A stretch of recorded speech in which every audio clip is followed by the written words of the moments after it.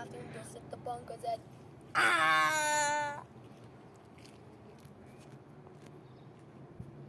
گوشم رفیق این ساندویچ بزنیم. آره خاک بلند شد بریم این ساندویچ بزنیم.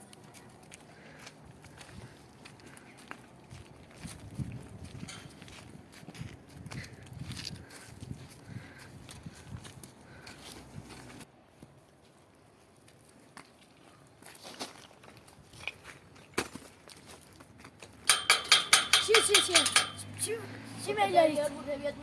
دانون باشه یا نون؟ دانون باشه. نون که سفید یا سیاه؟ سیاه. خب یه همبر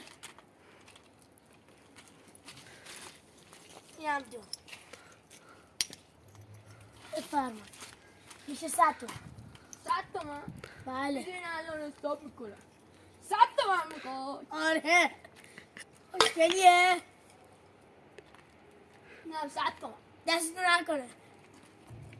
رفیق من چند وقت پیش بچه ها پول طلب دارم، پولم رو نمیده.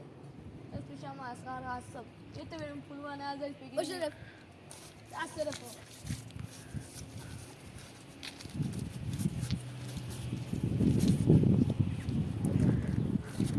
اصغر پول من نمیدی و نمیدی؟ نه خیر. نمیدی؟ پول من نمیدی؟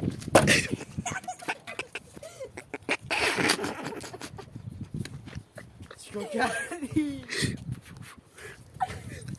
پول من نمیدی یا نمیدی؟ نمیدی؟ گفتی پول من نمیدی یا نمیدی؟ نمیدم. نمیدی الان نالی میکنم. پول من نمیدی یا نمیدی؟ رفیق خلا! رفیق خلا زنگ بزنه پولی. عجب دزدایی بودن. باید برم محلشون رو پیدا کنم. باید شب برم بکشمشون. اصلا نمیشه زندهشون بذارم.